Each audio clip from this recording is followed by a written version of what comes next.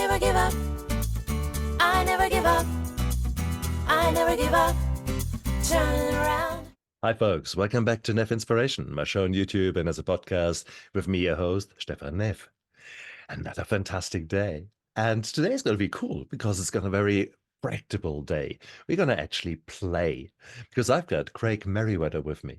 Craig is a man who has made it his mission to go below the ego, to go into the area where our core beliefs are messing us up without us even knowing. There's so many ways that our brain has laid down beliefs that are really BS, belief systems that often don't actually help us so much. And Craig is a man who can help us with the resulting anxiety. And we're going to play today. We're going to try different things out and see how they work on me. And in turn, you guys gonna get a full exposure of a number of techniques that maybe might just be the solution and the way forward for you out of the darkness and out of the chaos that often reigns in our head and in our lives. Craig, welcome to my show. Thank you, Stephan. I appreciate that introduction. I might print that out and put it on my wall next to my bed so I can read it every morning. Inspire me. Oh, Craig, it's so beautiful. Here you are, a man who has accumulated a wealth of knowledge, of skills, and you're out there to make this world a better place. What nicer for me in this beautiful New Zealand morning here to actually connect with a like-minded, a friend who I've never met, and actually enjoy this connection, enjoy the enthusiasm, focus on all the power that we have to change our lives. Because when we're in the darkness, we don't know, isn't it? Yeah. I like the way you just said that, because while a lot of when people get introduced and they read their biographies, it makes it out to be, yes, we're doing all this to as career or business, or I've written a book or something. But really, I think a lot of us, especially in my case, and maybe you can relate to this, but it's like get into this work because of our own pain and our own hurt that we've gone through, our own darkness we're moving through. And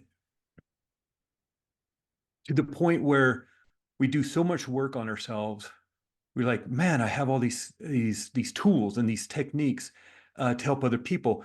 With some training and some more, going to school and things, I could start helping people out of their pain as well, because I understand how dark it can get. And so the idea of that, yeah, I have some knowledge and some information and some tools and techniques, but really comes from a place of wanting to dig myself out of the hurt and pain, and just the years of struggling, of trying to find that way out. And there are so many different methodologies, and we can discuss different processes and techniques. I know what I love about your podcast is kind of more long form, and so there's time to really go in depth in different directions and go off on tangents and stuff, and it's always fun to do that. But I think a lot of the work and a lot of the other guests that you've had on your show, whether it's struggling with addiction or dealing with depression or dealing with chronic anxiety or just the struggles of life, a lot of what we learn and that knowledge that you were just talking about doesn't come from me being a superior intellect, of which I am really not, ask my wife. And but it comes from just wanting to fix my own pain, and realizing at the end of the day, wow, I've learned some tools and some techniques that really, really help. And why not share them? Make the world maybe a little bit of a better place. Beautiful, beautiful. Yeah. But if you were to go back to your teenage years, or even earlier to your forming years, sort of if you can remember them, were you seeing role models where good coping mechanisms were displayed to you? My educated guess is no, because otherwise, if we had these great role models when we were younger, Yeah. we wouldn't end up experimenting with all the kind of escapisms, the isms like well, actually workaholic, alcoholic, whatever you Yeah. become in order to flee your pain. Um, Yeah. how did you grow up? I became a religionaholic, I guess you'd call it. I was born into the Episcopal Church. Grew up in Southern California, specifically San Diego, and there was a Episcopal church about 3, 4 blocks away from our house, and so that's the church we went to. If it was Methodist or something else, we probably would have been Methodist or Lutheran or something, but it was an Episcopal church. And I actually really like the Episcopal Church. It's not as hardcore as Catholicism, Mm, but mm, does have the robes and the candles and the ritual aspect of it, that and communion and those ritual aspects that are for me something that helped me get into that space.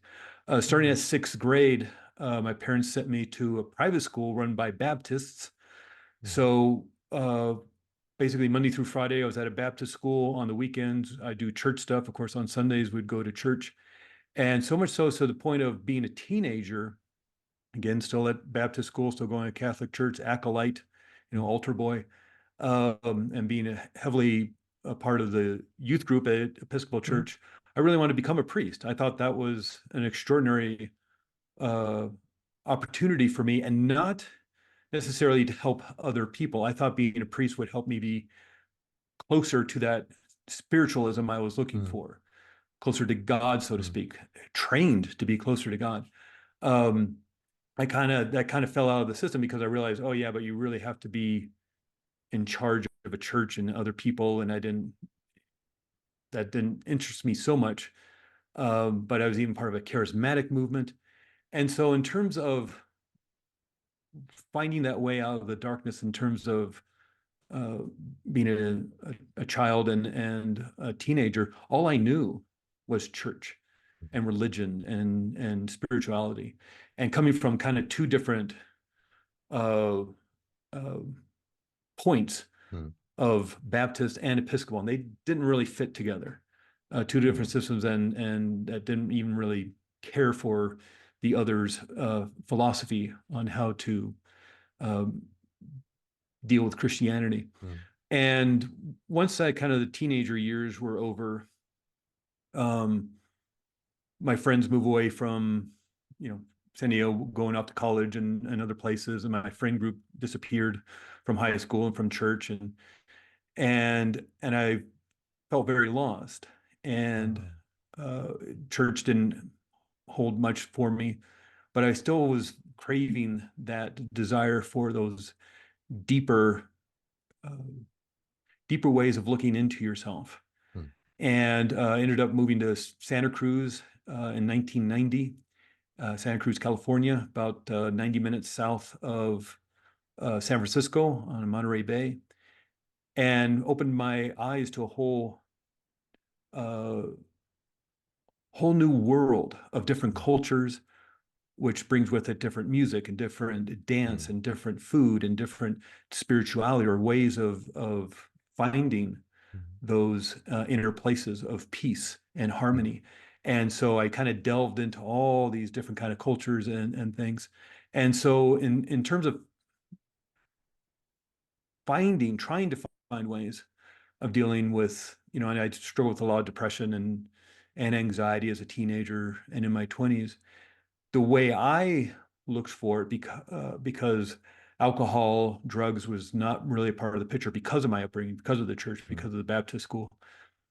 I looked for it in spirituality, and whether it was Zen walking meditation or Sufi zikr ceremonies or sweat lodge, trying mm, everything. And as you can probably gather from my name, Craig Meriwether, is nothing more United Kingdom than that. My heritage is pretty much, and no joke, is something like 95% United Kingdom, all over Ireland and Scotland and England, maybe a little bit of French and German thrown in. And so these other aspects of culture, whether from South America or Especially I was very interested in North African uh, music and culture, Morocco, Algeria, Egypt, and even into Persia and all these different cultures attracted me, but I also didn't find that I fit. And so the longing kind of continued because while I felt there's only a certain rung on the ladder you could climb in terms of Sufism. I don't know Arabic. I don't know French. I couldn't really. There's only a certain point you could get to, and so even that struggle continued a bit into the 90s and early 2000s. And it was really with the birth of my son in 2000 that I really became anchored in this needs to get fixed. The depression, the anxiety, the I don't know what the hole in the soul, if you will, the darkness, whatever. And not that things were bad. It was just it's a hole, a loneliness, and a depression around all things. It's And very I, hard, Craig, when I sort yeah, of hear you're downplaying the darkness. And I think isn't that a typical response when you live in a burning house, then it's all normal for you, and you say, "Oh yeah, the yeah, walls are on fire. Oh, it's nice and warm."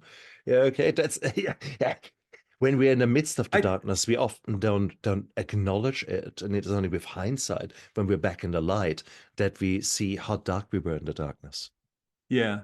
And I understand what you're saying. It's also, especially with the work we do, you meet people who have really gone through some struggles Mm. and some trauma and I don't know, you shouldn't ever compare your life with somebody else's. But True. it's also, I'm a white male in America. It's not that bad. And I know we can have that whole 3 hour conversation, but it was also and then working with people who are dealing with the trauma of serious physical abuse or sexual abuse Mm. and not having experienced that. It's like, again, not to compare, Mm. you know, my pain hurt and I wanted to take care of it and deal with it. But uh I was, like I was explaining before, I was trying to soothe myself with religion and spirituality because that's all I knew. Mm. My mom, being an alcoholic, uh, didn't want to go down that path. It kind of seems that weird thing of you're either it's important to you, alcohol and drugs, or it's like, well, it worked for my mom and dad, so maybe I'll start drinking too, maybe because that's you're mirroring what you saw in the home as a way to self-soothe. I went the way of like, I don't want anything to do with it. So what else is there? The only thing I know is religion and spirituality, and so as I got into my 30s, uh, and with the birth of my son, it was really okay. This really needs to be a focus and dealing with this. And what could I do? And really started research because I didn't want to mirror that in the home. I Mm. didn't want my son seeing it. And if my son, for whatever reason, had issues, how can I help him? What could I do to help him that wasn't offered to me? Mm. You're saying at the very beginning about um, maybe people you're looking up to or role models and things like that. Well, could I be a role model for my son? And yeah, when things get dark, here's some things you can do, Beautiful. and what are those ways? No. Oh, fantastic. Oh, I'm so pleased to hear that, because often enough we make all the mistakes and are not our very best versions of ourselves when our children are young, because we Yeah, haven't yet had the wake-up calls of yeah, realizing that maybe we are on the wrong path. Oh, I'm yeah, so pleased for you to yeah, see that that your transformation has started early enough so that you positively can influence your children. Many yeah, of us have not had this opportunity, and I have yet to meet a father or a mother who are truly saying, "Yes, I was always there for my children." There is always the regret. There's always the thought, "Oh, I could have done better. I was distracted. I was not there because I was working all the time, etc. So I think, Yeah. the would have, should have, could have, yeah, that's our nature. But ultimately, you in your transformation started uncovering ways forward that Mm. were helping you with anxiety, Yeah. with the stress, with the core beliefs that were running through your head. And my educated guess is that anxiety was quite a bit there in the forefront. Is that fair to say? Mm. Yeah. Oh, yeah. Definitely. It was definitely came as a package experience. Uh, Not, there's just a little bit of fear around everything. Meeting new people, going to new places, Yeah, getting that new job, yeah, uh, you know, starting that business, and talking myself out of a lot of things. It's like, hey, that group meets on Thursday evenings, and you're excited about it. And then it's like, oh, maybe finding a way to kind of self-sabotage yourself and not go or not start that business because what if it doesn't work out? Or and it just yeah, makes life not so exciting, not so much fun, and all these opportunities that can make your life better. yeah. You're self-soothing by hiding in your room with maybe watching a movie or listening to music, and it makes you feel better. But in and of itself, the fear is keeping you, the anxiety, the depression is keeping you from moving out in the world and living your best life. Yeah. And So, that is so common, isn't it? The imposter yeah. syndrome, our Yeah. fear of, oh my God, what will other people think of me? Mhm. What if? And your brain comes up. If you say, well, if let's rephrase that. Often enough, we ask some really stupid questions. Why me? Or, if that goes wrong, so your brain automatically will fill that void. Well, if Mhm. things go wrong, it will automatically come up with 20, 30, 40 things that say, oh, yeah, that's not good. So we often end up catastrophizing and we end up Yeah. focusing on completely the wrong questions and listen to the wrong answers. What Yeah. can we as Yeah. humans, however, do to actually to stop this Oh, okay. vicious cycle? Um, the main idea around when you're finding yourself in those loops, whether it's depression or anxiety or imposter syndrome or catastrophizing, break your state. You have to break state. Tony Robbins is big on talking about that. If anybody listening knows about him, of course, he's been out there for 40 years, but his big thing, you've got to break state. A big way of doing that is moving your body. Hmm. You could just sit there, and I won't get up and get out of a frame, but there's a qigong, which is basically tai chi. There's a whole discussion there, but just shaking your body, Ah, moving up and down and shaking your body. You don't have to go for a run. You don't have to do 30 jumping jacks, push up. But what if you just started shaking your arms, shaking your shoulders, shaking up and down, up on your ankles, and start moving your body, and maybe even doing some dance movements if you feel like, if you're alone and feel like being a little ridiculous or silly, but you can move your body. That is a great way to break state. But what I'd like to show everybody, if this is a good time to do it, is a really cool exercise that takes about 5 minutes. And it not only resets your nervous system, but it'll literally change your brain chemistry. It'll turn off that adrenaline, that cortisol, and it'll okay. start creating oxytocin, serotonin, dopamine. It's not hard to do. And what's fascinating about all this work is that you've been given everything you need to regulate your own system. It's just you got to do it, and there's a certain relentlessness to this, especially around when you're talking about addiction. There's a relentlessness to just every day, one step in front of the other. And a good example is this. Look, the Dalai Lama still meditates every day. The man's 89 years old, and he talks about in his books, he talks about the anger, the sorrow, and the despair. The Chinese government is still bulldozing down monasteries in Tibet, still arresting his monks and torturing his monks, let alone what's going on with the rest of the world. And as a spiritual leader, he has to deal with that. And there's anger around that. I mean, he was exiled out of Tibet in what, 1958, 1957, something like that. And so there's anger, there's sorrow, the despair around that. Of course, he's a human being and he's going to feel that. And it'd be strange if he didn't feel that. But he doesn't want that to be who he is. Mhm. And so every day he practices loving kindness and compassion. The man's 89 years old. And yet he still, if anybody was to have it down by now, you'd think it'd be that guy. He's not married. He has no kids. He has a staff of people to meet his every beck and call and whim and need. And yet he still spends probably a couple hours every afternoon meditating and doing the work. 89 years old. So there's, and look at any master of anything, Yo-Yo Ma, considered one of the great cello players of our time. Man, 67 years old, and he still practices 3 to 4 hours every day. Man's been playing since he was 4 years old. If anybody was to phone it in and just play, Royal Albert Hall or Carnegie Hall, playing Mozart night after night and just phoning it in, it'd be that guy.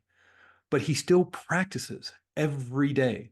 He wants to master the cello. He wants to master this music. Look at anybody. Look at Tony Robbins. I mentioned him a couple of minutes ago. If you watch that documentary about him, I Am Not Your Guru, which I believe is on Netflix, it shows him during one of those week-long events of his. And it shows him in his morning. He's doing the cold plunge. He's doing the jumping on the low trampoline for his adrenal glands, but he's also doing the meditation work. This guy's been doing it since 1980. For 40 some years, he's been doing this work. He's a master at it. He's doing arenas of 10,000 people, motivating, inspiring 10,000 people in an arena, and he's still doing the work. You even see him putting himself in state before he walks out onto stage. And so it comes down to there's a certain relentlessness to this work. And if you want that joy, you want that happiness, you want that confidence, you can have it. You're allowed to have it, but there comes work with it. Ask the Dalai Lama. There comes work with doing it because there will be challenges in life. You will get that two by four to the head. The Dalai Lama still gets news from Tibet about what's going on there, and it's upsetting news. He's a human being. He's going to respond in a natural way, which may be grief or loss or depression or anger or sorrow, despair. And that's a natural way of moving with that kind of news. But he doesn't want it to be like that forever. That he doesn't want that to be his essence. So every day he practices loving kindness, compassion. So I want to show you an exercise you can do in 5 minutes. You can do it for half an hour if you like, but a really quick exercise to reset your nervous system is this exercise I call the 5-minute reboot exercise. Now, of course, if you're driving your car, if you're listening to this while driving your car, please maybe come back to this, kind of listen through it, or maybe fast forward real quick and then come back to do this exercise because it's a really great exercise. If you're watching, supervising the kids around the pool, whatever, anything that requires your focus and concentration, do that, come back to this. But if you're able to close your eyes and be in a relaxed space, let's do this exercise together. But I'm going to quickly walk through it and then we'll do it together. And this exercise starts with the breath. And the breath is the great regulator of your nervous system. And we could do a whole 3 hours just on the breath. Breath is so important, not just to, martial arts or Tai Chi or Qigong or yoga. I mean, there's a whole subsection of yoga, pranayama, just on the breath. The breath is what centers you, but it's those belly breaths, those big abdominal breaths, and that will flatten out your diaphragm so you can get air way into the bottom of your lungs. If you have the ability right now to feel where your rib cage is, it's about 2 inches from your hip bones or so. Your lungs are huge, but when we're stressed, when we're anxious, when we're afraid, we tend to just breathe into the top part of our lungs because this rib cage is here for your heart, your lungs, to protect those. The only thing protecting the vital organs of your abdomen are the muscles, so your muscles will clench. You can't get air into the bottom of your lungs if you're holding in your stomach. You can't get those big belly breaths. So you end up just breathing into the top of your lungs. Now, if you've ever seen a picture of a lung in a biology book or a drawing or something, it sort of kind of looks like a pear cut from top to bottom. So it's narrow on the top, it's wider on the bottom. So what is happening is the blood's flowing around your body. Real quick, high school biology class reminder. blood is flowing around your bodies, picking up the carbon dioxide, the gases, the toxins, the trash, and the garbage, filtering through your lungs. You exhale all that out, all the carbon dioxide and the gases, the toxins. Breathe in the oxygen into your lungs. It gets into your bloodstream, and now the oxygen is being delivered to the cells, the muscles, the tissues, while it's picking up the carbon dioxide. It just goes around and around and around like this. So in the top part of your lungs, about the top third of your lungs, about a half a cup, and this is American measurements, a half a cup of blood is moving through the top of your lungs every minute. Cleansing and cleaning at half a cup of blood, oxygenating at half a cup of blood. The bottom of your lungs, 1 liter of blood but only if you're breathing deeply. And so just as a visual, for those of you on the video, for you people just listen to the audio, I have to imagine this, but here's a Gatorade bottle. Gatorade bottle is a liter. So this is a liter. This is what you are not oxygenating every minute if you're not breathing deeply. 60 of these an hour. And 20%, that's about 20%, I'm guessing. 20% of this goes directly to your brain. So this is half a cup. So for you listeners, I'm holding up a Gatorade ball with pretty much just about 1/32 of liquid in it. So this alone, as you can see, will help transform your physiology by moving all that oxygen into your blood supply, 20% going into your brain for rational, calm thinking. The other issue is that we have this vagus nerve, and this has been very trendy over the last decade or so to talk about the vagus nerve. But we have these nerves that come out of the back of our head, 12 of them. This is that thing when you reach out and touch the hot pot, a signal goes up a nerve to your brain, says, hey, you're touching a hot pot, let it go. It goes back down to your hand and you let go of the hot pot, all within a millionth of a second. We have 12 of these. The 10th cranial nerve is the vagus nerve. Vagus is Latin for wanderer because it attaches to your eyes, to your ears, to the muscles of your jaw, goes past your vocal cords, attaches to your heart, to your lungs, and to your gut. The vagus nerve is a big part of the parasympathetic nervous system. So the two parts that apply to what we're talking about here, the sympathetic stress response, fight or flight stress response, the parasympathetic relaxation response. That's where all the systems of your body get the right nutrients and blood supply and oxygen to run at optimum levels, your immune system, your digestive system, your circulatory system. The vagus nerve is a big part of the parasympathetic relaxation response. It's attached to your lungs. By breathing deeply, smoothly, gently into your belly, oxygenating those lungs, you stimulate the vagus nerve, therefore activate the parasympathetic relaxation response. How simple is this? This is really, really easy. And I go on and on about the breath because I know it's a cliche and obnoxious to tell somebody who's struggling with anxiety, who's, overwhelmed and worried to take a deep breath. That is the most obnoxious thing you could say to somebody, very cliched, but it's literally the best thing you can do for yourself.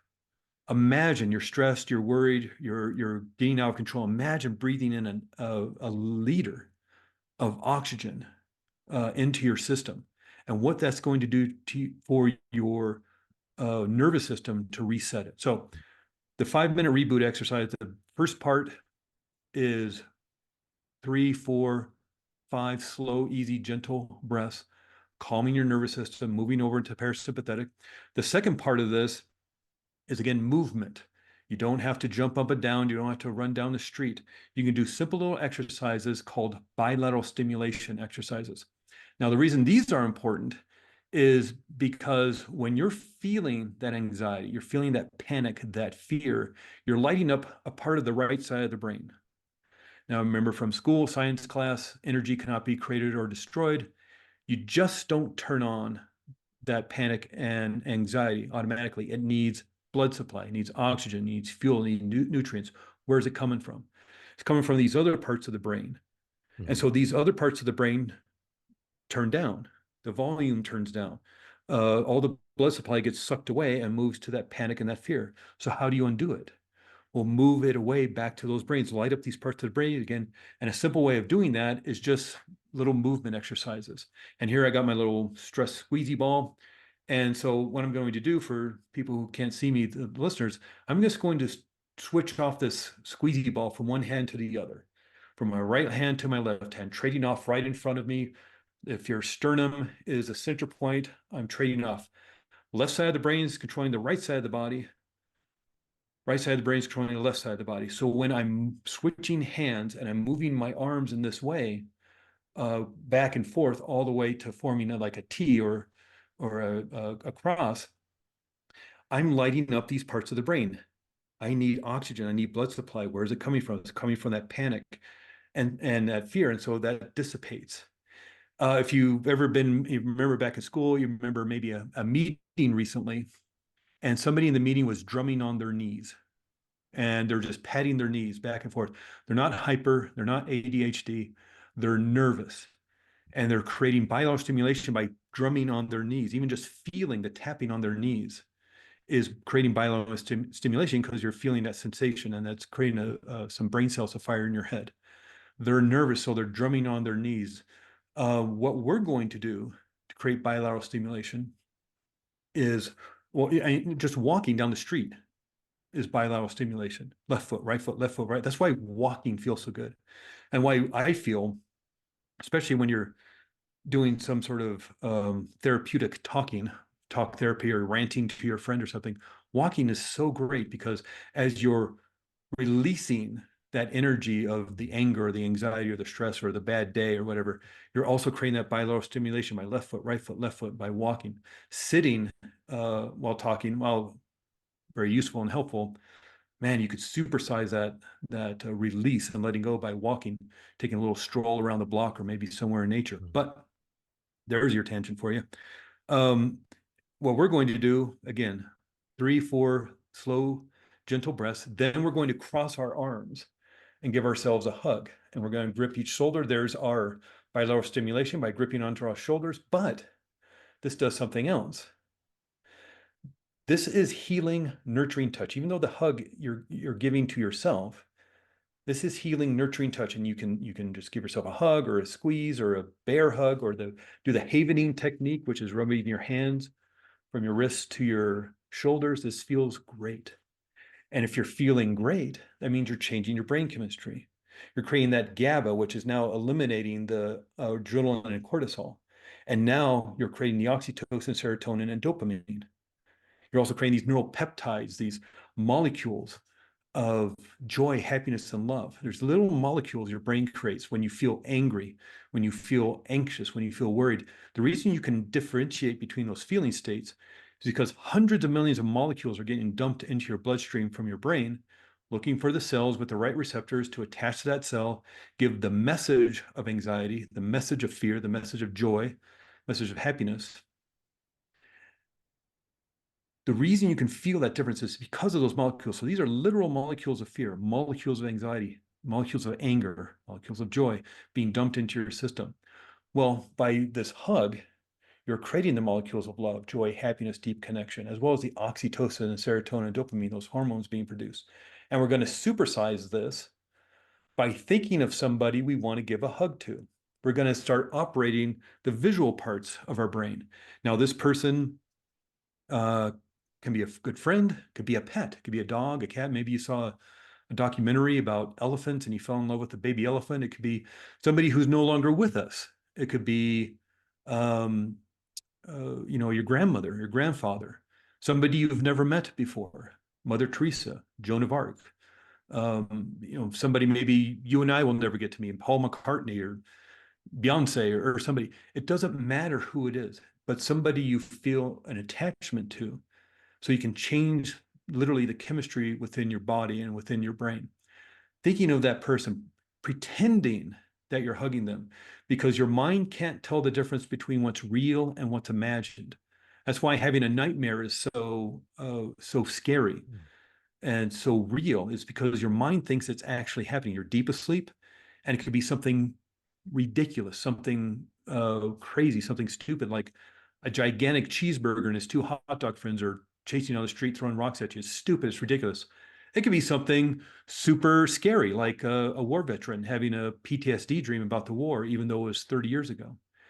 Deep asleep and even wide awake, your mind can't tell whether that's real or imagined. Its main job is to keep you safe and protected for survival. So it does that kind of shoot first, ask questions later. And in the middle of sleep, it'll turn on the adrenaline and the cortisol. And you know, adrenaline, the hormone adrenaline, you've heard the crazy stories of grandmothers lifting cars off of babies. That's adrenaline doing that. It's now coursing through your body, the neuropeptides of fear and anxiety. 300% more blood moving to the big muscles of your arms to fight. 300% more blood moving to big muscles of your legs to escape. You wake up with a scream because your subconscious wants you consciously aware of your surroundings, looking for danger. Your heart is racing, you're sweating to cool down your body. All because of cheeseburgers chasing you down the street. You literally changed your physiology through thought alone. So let's do that. We're not doing anything in this exercise that you're not doing already. We're just doing it on purpose. Your subconscious mind, your unconscious mind can't tell the difference between what's real and what's imagined, and will change your physiology to match what you're thinking and feeling. So let's do that. And we'll do this exercise. We don't, I think, need to do it 5, 6, 7 minutes, but let's just do it for a couple of minutes. Again, if you're driving your car, just, concentrate on the road. If you're watching the kids, watch the kids. Doing anything where you need to focus or concentrate, do that and come back to this later. But if you're able to, let's do this exercise together. And a big part of this exercise, again, is the deep breath into your belly. So in through your nose, into your belly. And I know this is one of those issues as we get older. We want to look good. We want to look good at the wedding. We want to look good at the high school reunion. We suck it in. We want our pants to fit better. And so notice if your muscles just feel tight, and see if you can focus on releasing and letting go of those muscles, and letting, even if your stomach hangs out a little bit, have some compassion for yourself, maybe some forgiveness, and allow your stomach to balloon up a little bit with air so you can get air into the bottom of your lungs. Those big abdominal breaths 3 or 4 times, even breathing in through your nose and exhaling out through your mouth like you're blowing out candles on a birthday cake.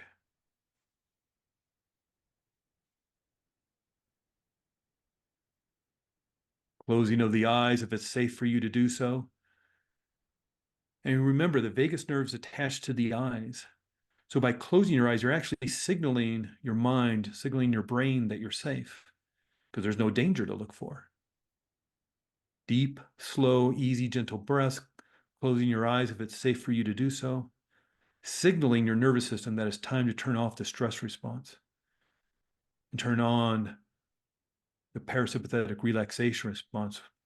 When you're ready, cross your arms, give yourself a big hug. And this feels good. This is nurturing, loving, healing touch. This means something to your unconscious.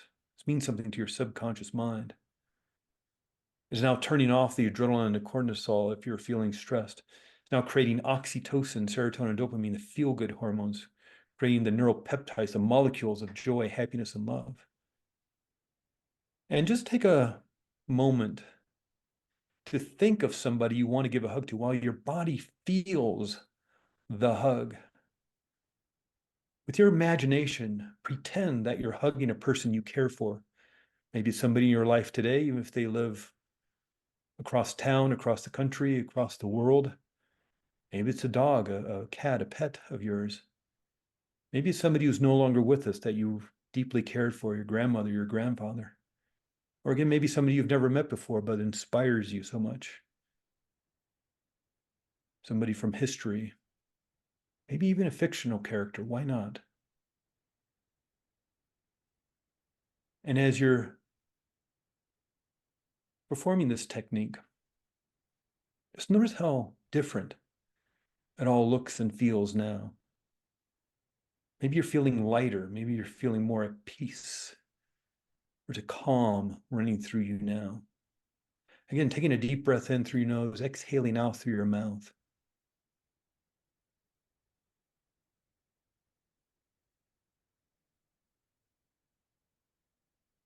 And when you're ready, you just return to being fully aware, fully alert. And if you like, shake it out. Shake your arms out, your shoulders out. It's a beautiful, beautiful way to reset yourself. 5 minutes. And what's fascinating about this technique is what it also does is it resets your reticular activating system. And that's a part of the brain, that's the radar of your brain. It's always looking for danger. This is that part of your brain. If you're fast asleep and you hear the baby crying at the end of the hallway, you wake up. You're fast asleep and you smell smoke, or you hear the back door opening at 4 a.m. You're going to wake up because your radar is always on. Maybe your vision's asleep, your sight is asleep, but the rest of the other four systems are working. That's why if you're too hot or too cold, you'll wake up. If you have to go to the bathroom, you wake up. This is that part of you, let's say you're driving down the street, you have the green light, but out of your peripheral vision, you see a car going towards the red, so you slam on the brakes. That's your reticular activating system. There's millions of bits of information coming at you, signs and lights and people and radios on, whatever. All this information coming at you, but you noticed one thing, that car going way too fast towards a red light, so he slammed on the brakes. That's your reticular activating system. The secondary task of the reticular activating system is to solve problems, find solutions, and create answers. This is that part of your mind when you're thinking about buying a new car, and you're, at least here in America, you're thinking about maybe buying a Toyota Prius. Now you start seeing Toyota Priuses everywhere. Well, they were there yesterday and the day before and last year and 10 years ago, but you didn't notice them. But now they're in every parking lot. They're driving down the street. Your neighbor has. We didn't notice that before. That's because we're being inundated with about 11 million bits of information per second through our five senses, what we hear, see, taste, touch, and smell. 11 million bits. The lights in the room, whether it's too dark or too dim, the sounds.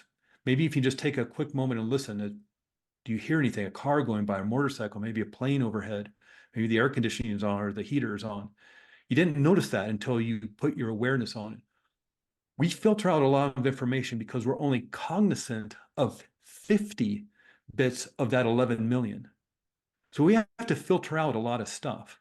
So we filter out the Priuses until we focus our minds on the solution to the new car. It gets great gas mileage. Let's get a Prius. Until you think, oh, but I like being outdoors. I like going camping. I like being out in nature.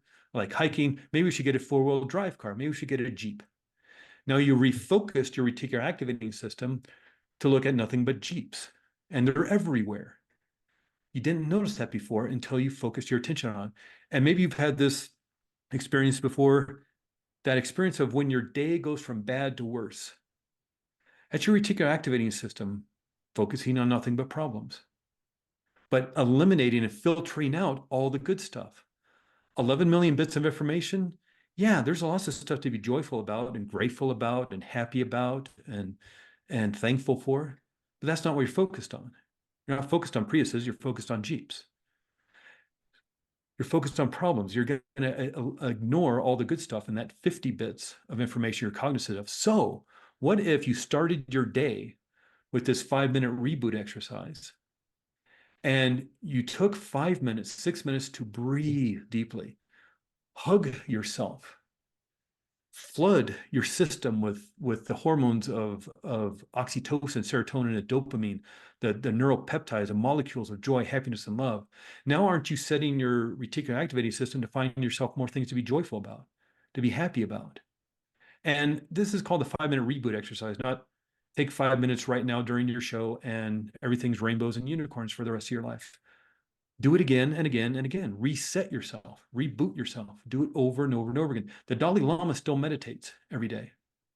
Yo-Yo Ma still practices cello every day. Tony Robbins, after 40 years of personal growth and personal development techniques and exercises that he uses himself, is still doing those same exercises and techniques. So practice over and over again. Like I said a little bit, there's a relentlessness to this work.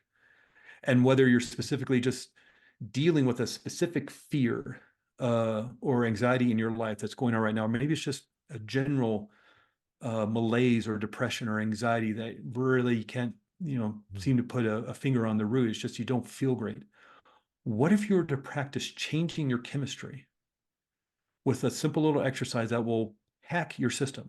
It'll hack your brain chemistry. It'll hack your nervous system. 5-6 minutes is all it takes. Imagine doing this 3 times a day. Breakfast, lunch, and dinner. I'm talking about 15 minutes out of your 24 hours. That's not a lot of time, Oh. you know, to like literally change how you feel within your body mind. Imagine doing this for a week. And how, and if you were able to do that exercise right then, just for 2 or 3 minutes, I'm guessing, you know, a lot of people, when they do this, they say there's a lightness, there's a peace, there's an ease, there's a calm. Imagine doing this once, twice, 3 times a day for a week and how you're going to feel. You know, and again, we're talking about 5 minutes. And so this stuff, while maybe it's not the hardest thing in the world, it is powerful beyond belief. Mm. You can take control of your nervous system. You can take control of your brain chemistry. You just got to do it. And that's a big part of, I think, what a lot of what you talk about in other episodes with other guests, um, especially around addiction issues, and whether it's addiction to alcohol, addiction to religion, like maybe I was dealing with, addiction to too many screens, addiction, uh, you know, to hiding, you know, and not putting yourself out there. You know, what if you took some time to just change how you feel about yourself within your own body, your own skin, and hack your very system? And that exercise will do it for you. You know, and it's you can teach your friends how to do this afternoon. You know, it's not difficult. So imagine teaching your kids how to do that. Imagine teaching your kids, if you got a 5-year-old, a 7-year-old, a 10-year-old. I don't know if the teenagers are going to want to do that exercise, but imagine if you have a kid and giving them the gift of being able to take control of their own nervous systems when they're feeling upset, instead of running to mom or dad if they're not around, or they're not a very resourceful or resilient kind of parent, or struggling with their own problems. Imagine giving a child the ability to regulate their own nervous system just with a simple little exercise that moves the body, that breathes in deeply and imagines hugging somebody you care for. The stuff isn't hard. It's actually really, really easy, but you got to do it. And again, there's a relentlessness to just doing it. Again, look at the Dalai Lama. The man still meditates. So I take my cues from him. Yeah. I think this is such a beautiful take on things. Yeah. I have to say I didn't want to open my eyes. I was so caught in that moment, and it felt so physically good to hug, in this case, my son, who is in fact sitting on the other side of the world, in the United States, and to Yeah. just give him that bear hug, and Yeah. equally receiving that bear hug there. I didn't Yeah. want to let go. This was Yeah. a very, very powerful insight in Yeah. that thing. And immediately I felt that grin coming onto my face. So my Yeah. state changed within probably 15 seconds. Yeah. Suddenly there was literally this flood of oxytocin washing over me. This was Yeah. beautiful and Yeah. powerful. And powerful. And I think, though, sometimes maybe we get addicted to that not feeling good. And we just get it into our heads, well, this is the way it's supposed to feel. And look at the world. The world's on fire. How am I allowed to feel good? How am I allowed to feel happy? Yeah. But you are. You're allowed. And imagine if we create an army of happy, joyful, peaceful people.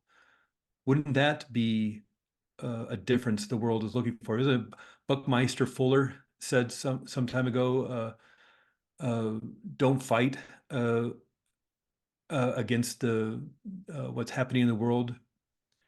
Find a new way and be that change by doing things differently. I'm totally Yes. butchering that. I'm paraphrasing, but you know, find a different way instead of fighting the status quo and what is happening in the world. Find a different way and make the old way obsolete. And start with yourself.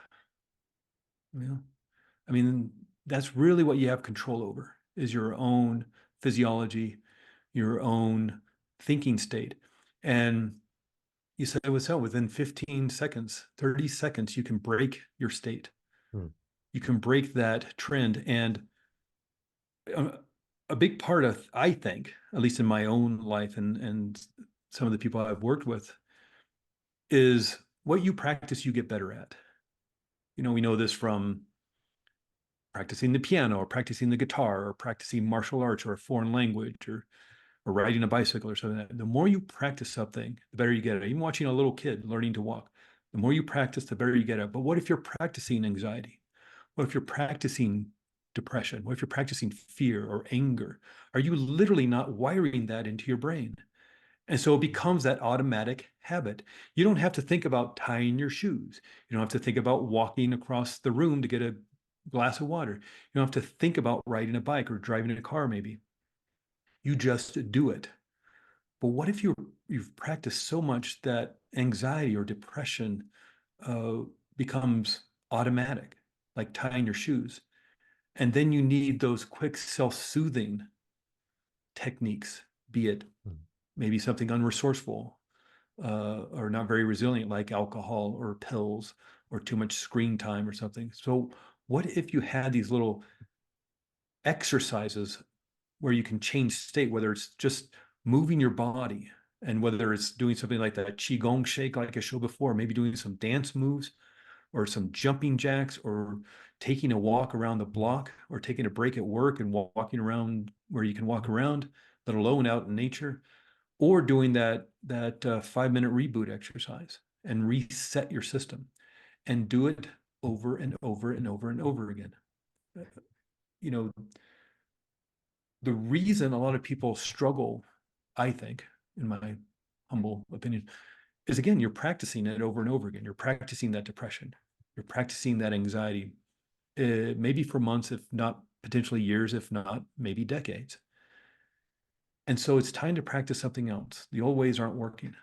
So if you can have the awareness of where you're at in terms of how you're feeling in your body, maybe even rated on a scale of 0 to 10, 0 being the most peaceful, happy, joyful ever felt, 10 being the most anxious, depressed, angry, in pain you've ever felt. Where are you on that scale? Maybe you're a 4 or a 5, or maybe it's a really bad day and you're an 8 or a 9. Okay, you know what you're dealing with. Well, here's at least 2 exercises you can do. Maybe you put them together some way. But here are 2 exercises where you can start lowering that. Now, of course, it's great if you can notice it and get it when it's a 2 or a 3. Of course, then it's going to dissipate really quickly. But if you find yourself at an 8 or a 9 or a 10, okay, here's 2 really simple, cool exercises you can do to change your state and start feeling better. And the more you practice that, the more you start creating that wiring within your brain to do it faster and quicker and more automatically. Mm. You know? Yeah. It's beautiful. Greg, you're an Yeah. amazing man. And this thank was you. a beautiful, beautiful exercise I had not tried before. And the power of the hug was Yeah. overwhelming. It was beautiful. This is not the last time I practiced that. I'm quite addicted Yeah. to that. Oh, yes. And it feels so weird, especially for us men, manly men who are Yeah. strong. Bullshit. Yeah. In reality, this is the nicest thing that we can show each other compassion, and more Yeah. importantly, to us self-compassion, to Yeah. actually accept that we don't have to be strong all the time, but that we can actually model to ourselves that it is okay to just be here and have that soothing and calming influence, changing our state, changing us deep inside. And Mhm. that's beautiful. And suddenly there is a serenity coming over you that maybe you have not felt before. And a peace is washing over you that now calms things down. And you know what? Suddenly your brain comes up with really good ideas, which might just be the solutions to your problems, the ways out of some of the darkness, some of the challenges that you are facing now. But you need to calm the ego and need to calm all the rubbish up there down. And your exercise is one of the many that can Yeah. help us so much. Greg, that was fantastic. Thank you so much. Yeah. Um, You're welcome. Greg, if people want to know more about you, where can they Mm. find you? Where can they go? Uh, Probably the two best places. I do a little bit of social media. I'm not that great at it, or not great at it, but I guess I don't spend that much time at it. But the two best places is, as you mentioned before at the beginning, I'm a hypnotherapist. I live in Arizona, in America, and the name of my hypnotherapy practice is Arizona Integrative Hypnotherapy. I'm in Flagstaff, Arizona, but because of Zoom, now I can work with people around the world.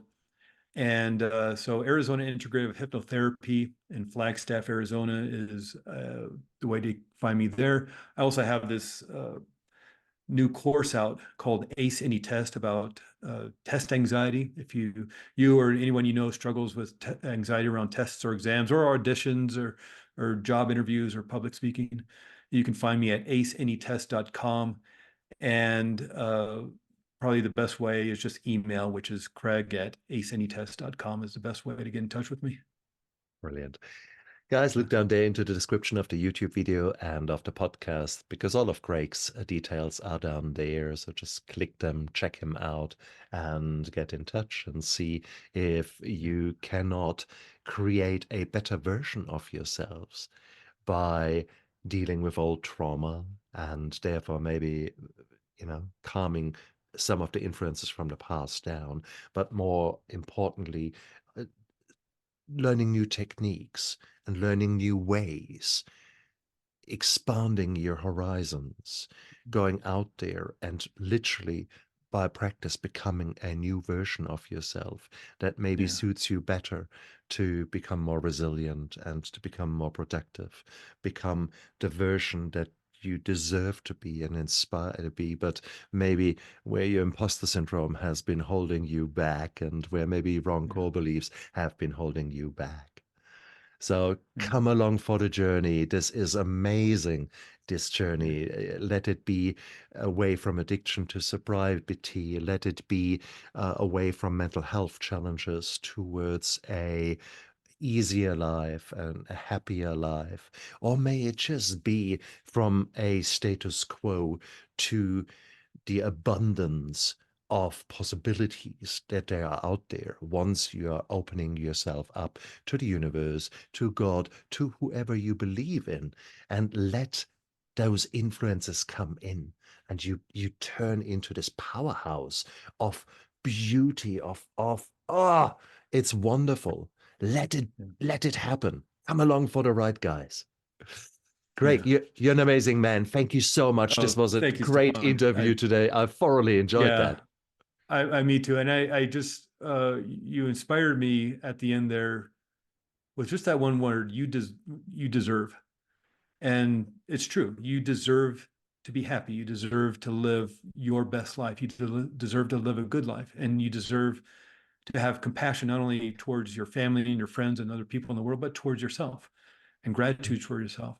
And sometimes I forget that uh, myself, and that's, I study this, I read about it, I write about it, I help other people about it, and sometimes you forget yourself to have compassion towards yourself and forgiveness towards yourself, but you deserve to have it. And Exactly. so I'm going to spend the rest of my day thinking about that, having compassion Yes. towards myself. And that is again the power that we have by connecting, by bringing like-minded people together. Craig, before today we have never met, yet we have Yeah, established a bond of understanding. We've established a bond of, I would say, friendship that was never there, because we both dared to step outside of our comfort zone to put us into the limelight. We showed up for ourselves here by creating this interview, and we both have grown. We both yeah, are now different people than we started an hour ago.